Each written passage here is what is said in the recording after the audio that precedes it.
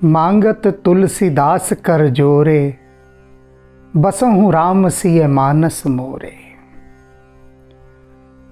तुलसीदास जी हमें बता रहे हैं कि हम किस प्रकार से स्वयं को भूले बैठे हैं।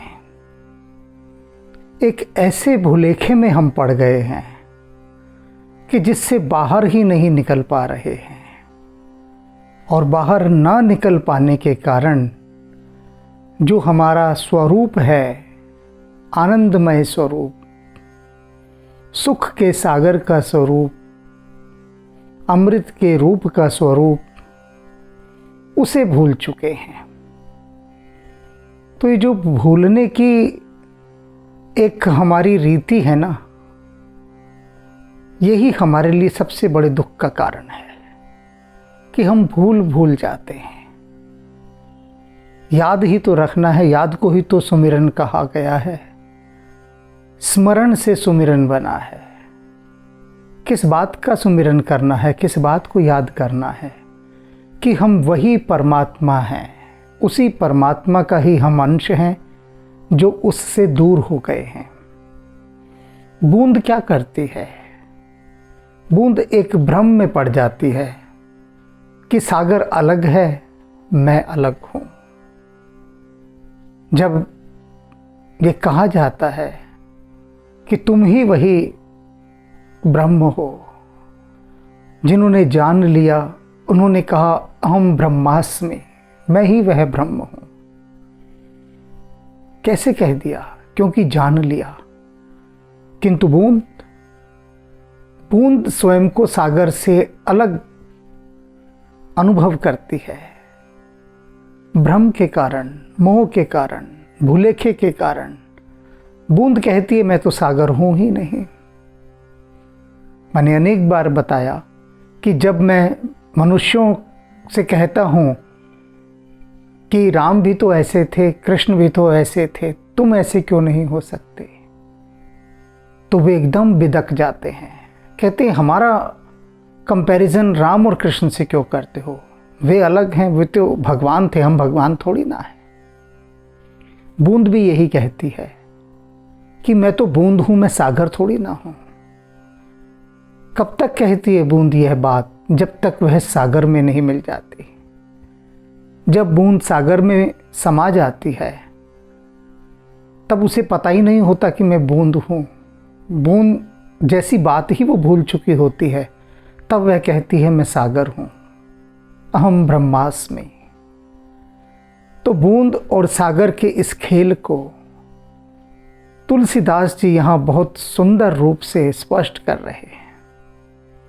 जान लीजिए बस, ऐसे सुअवसर बार बार नहीं हाथ आते हैं। तो देखते हैं तुलसीदास जी किस रहस्य का उद्घाटन कर रहे हैं। आनंद सिंधु मध्य तव वासा, बिनु जाने कस मरस पियासा। कह रहे हैं कि हे मनुष्य,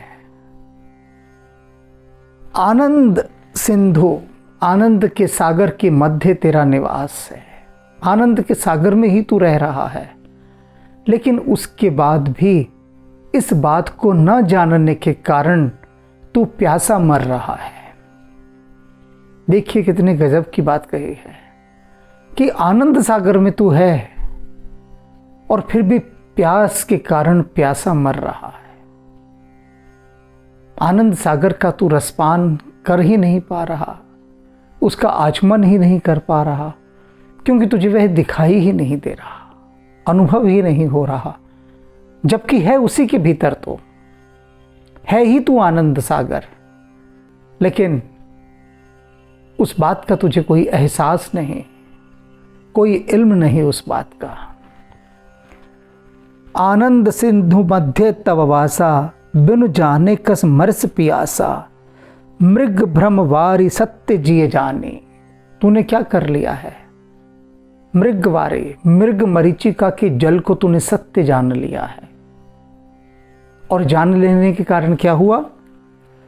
तहाँ तू मगन भयो सुख माने, और उसी ही जल को पीने के कारण तू मगन हो गया है और तूने अपना उसे सच्चा सुख मान लिया है।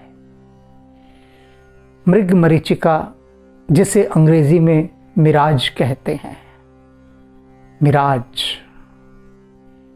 आपको इसका अनुभव होगा ही। चित्रों के माध्यम से, शब्दों के माध्यम से, और किसी किसी को तो सच में बहुत अधिक गर्मी जब पड़ती है तो सूर्य की किरणों के कारण उठती हुई तप्त वायु पर एक जल का भ्रम पैदा होता है। रेगिस्तान में तो ये बहुत होता है। कैसे एक सुंदर सरोवर दिखाई देता है रेगिस्तान में, जल से भरा हुआ, और जीव भागता है उसकी तरफ, भागता है भागता है।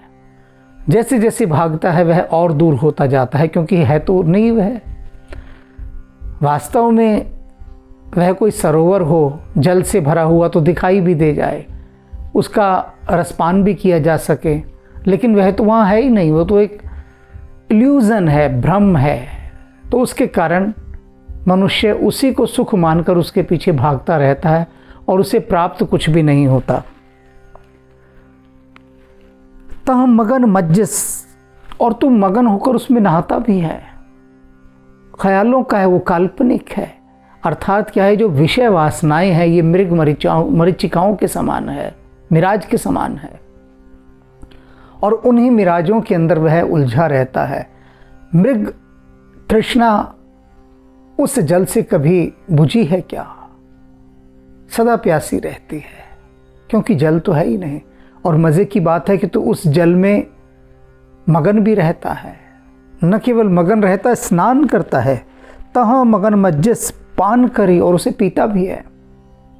और फिर त्रय काल जल ना ही जहाँ, लेकिन वहाँ तो तीनों काल में जल है ही नहीं, और तू कैसे भ्रम में पड़ा हुआ है। तुलसीदास जी कह रहे हैं, जितने भी सुख के साधनों के पीछे तू दौड़ता है, ये भौतिक संसार के जितने साधन हैं, मायावी साधन, कितने दौड़ता है उनके पीछे, लेकिन वास्तव में उनमें सुख तो है ही नहीं। वो तो मृग मरीचिकाओं के समान है। लोग कितना कितना धन इकट्ठा कर रहे हैं, चोरी करके, बेईमानी करके, भ्रष्टाचार करके। धुन चढ़ गई है, मगन हो गए हैं, उसी में नहा रहे हैं, उसी को पी रहे हैं, उसी को खा रहे हैं। और एक समय ऐसा आता है कि यही लोग कहते हैं कि भैया हमारे हाथ बाहर दिखा देना दुनिया को, उन्हें बता देना कि हम अपने साथ कुछ नहीं ले जा रहे हैं। तब कहते हैं जाकर, क्या उन्हें ये बात पहले नहीं पता थी? जो भी चोरी, बेईमानी, भ्रष्टाचार कर रहे हैं, क्या वे नहीं जानते कि वे ये सब साथ नहीं ले जाएंगे? जानते हैं सब, लेकिन जानना एक अलग बात होती है और उसको अनुभव करना एक अलग। दोनों में बड़ी भिन्नताएं हैं, बहुत भिन्नता है। सभी जानते हैं सत्य बोलना चाहिए, कहाँ बोलते हैं। सभी जानते हैं जीव दया करनी चाहिए, किसी पर हिंसा नहीं करनी चाहिए, क्रोध नहीं करना चाहिए। सब जानते हैं ना, फिर भी क्रोध करते हैं। क्रोधी से क्रोधी व्यक्ति से पूछ लो कि भाई क्रोध करना अच्छी बात है, वो कहेगा नहीं, बहुत बुरी बात है। तो भाई क्यों कर रहा है? पूछो। जो भी क्रोध करता है उससे पूछो क्यों कर रहा है। जो चोरी करता है, चोर से ही पूछ लो अच्छी बात है, कहेगा नहीं, अच्छी बात नहीं है, फिर भी कर रहा है ना आश्चर्य। तो वही बात ये कह रहे हैं, जो मृग मरीचिका का जल है, इस मृग मरीचिका के जल में वह नहाता है, पीता है, मगन रहता है, जबकि वह नहीं जानता कि वह तो आनंद सागर का प्राणी है, उसी के मध्य रहने वाला। निज सहज अनुभव रूप तवखल, भूली अब आयो जहां। कह रहे हैं कि तुलसीदास जी की ये दुष्ट मनुष्य को कहा है तो बड़ा दुष्ट है, क्योंकि बड़े सी बड़ी दुष्टता क्या होती है, किसी दूसरे को आप सता रहे हैं, दुष्ट कहलाएंगे। लेकिन तुलसीदास जी यहाँ कह रहे हैं तो स्वयं अपने आप के साथ इतना अन्याय कर रहा है, अत्याचार कर रहा है, तेरे से बड़ा तो दुष्ट कोई है ही नहीं। स्वयं पर अत्याचार, अन्याय कर रहा है। निज सहज अनुभव रूप जो एक सहज स्वभावी तेरा अनुभव था, तेरा स्वधर्म था, तेरा स्वरूप था कि तू वही तो है, उसको तू भूल बैठा। सहज स्वाभाविक चीज को तू भूल बैठा। खल दुष्ट, तुझे ये बात समझ नहीं आती। भूली अब आयो तहां, और उसे भूलने के कारण ही तू अब यहां पर आ गया है। और यहां क्या कर रहा है? अभी भी भूला बैठा है। अभी भी तू तो वही सच्चिदानंद स्वरूप है, वही रूप है। तू अपने उस सच्चिदानंद रूप को जानता ही नहीं, पहचानता ही नहीं, अनुभव ही नहीं करता बिल्कुल भी। निर्मल कैसा है तू? बिना मल का है। निरंजन, तुझ में कोई दोष नहीं है। निर्विकार, तू निर्विकार है। उदार सुख ते परिहर्यो, और तू ऐसे उदार और सुंदर सुख से परिहर्यो, दूर चला गया है अपने निज स्वरूप से। तेरा वह स्वरूप जो सदा निर्दोष है, निर्विकार है, निर्मल है, उस स्वरूप को तू भूला बैठा है, उससे दूर चला गया है। तू आनंद रूप है, इस बात को तू भूल चुका है। निकाज राज विहाय नृप, इव सपन कारागृह परयो। तुलसीदास जी अब समझा रहे हैं एक कहानी के माध्यम से कि तू है क्या और स्वयं को समझे क्या हुआ है। तुलसीदास जी कहते हैं कि एक राजा था। उस राजा को रात को एक सपना आया। सपना क्या आया कि एक पड़ोसी देश ने उस पर आक्रमण कर लिया। उसका सारा राज्य नष्ट हो गया, सेनाएं नष्ट हो गई, और वह अपने प्राण बचाता हुआ भाग रहा है। और उस शत्रु राजा ने उसको पकड़ के बंदी बनाया और अपने कारागार में डाल दिया। और वो वहाँ कारागार में पड़ा पड़ा दुख सह रहा है, दुखी हो रहा है। लेटा है पलंग पर, लेकिन दुख हो रहा है उसे कि मैं पराधीन हो गया। पसीनों से तरबतर है, डरा हुआ है, बेहद कांप रहा है। तो तुलसीदास जी कहते हैं कि वह सोया हुआ है, लेकिन अभी भी वो राजा ही है। उसका कुछ भी नहीं बिगड़ा, राजा ही है। लेकिन वो देखो कितना डर गया है, घबरा गया है कि मैं बंधन में जकड़ा गया हूँ। और उसी बंधनों के भय से वह भयभीत होकर उसका शरीर वैसी ही प्रतिक्रिया कर रहा है, कांप रहा है, वो बड़बड़ा रहा है, पसीने छूट रहे हैं उसके। कहते हैं लेकिन जैसे ही वह राजा जागता है तो उसे निज स्वरूप का बोध हो जाता है कि अरे कुछ भी तो नहीं बदला, मैं तो वही का वही हूँ, वही राजा हूँ, वही मेरा साम्राज्य है।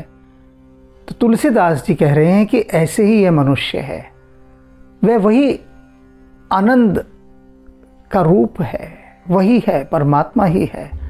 किंतु स्वयं को भूलने के कारण स्वयं को वह एक कैदी के समान, एक बंदी के समान अनुभव करता है कि वह कारागार में पड़ा है।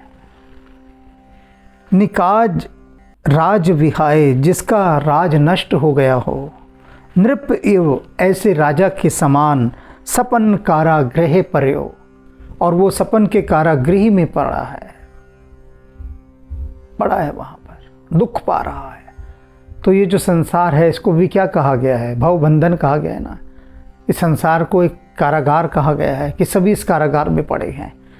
तो तुलसीदास जी कह रहे हैं कि जो सोया हुआ है वह यही मानता है कि मैं कारागार में पड़ा हूँ, किंतु जो जाग गया है वह उसी राजा के समान है जो यह मानता है कि अरे कुछ भी तो नहीं हुआ, मैं तो वही का वही राजा हूँ। तो इसलिए जागरण की ओर, जागृति की ओर, सजगता की ओर, अवेयरनेस की ओर वहाँ बढ़ना है। निज स्वरूप को जानना है। उसको जानते ही मनुष्य यही कह उठेगा अहम ब्रह्मास्मि। लेकिन यह बहुत उच्च अवस्था है। खुश मत हो जाइए एकदम से कि अरे ये तो कितना आसान काम है, स्वयं को ही तो जागना है। तो सबसे आसान काम तो यही है जो सब जानते हैं कि क्रोध मत करो। मैं तो छोटी सी बात उठाता हूँ, क्रोध मत करो, सब जानते हैं। लेकिन जानना नहीं, मानते कितना है उसे और उस पर चलते कितना है, ये महत्वपूर्ण है। तो ये बात जैसे स्पष्ट हो जाएगी तो यात्रा उस आनंद सागर की ओर हो ही जाएगी।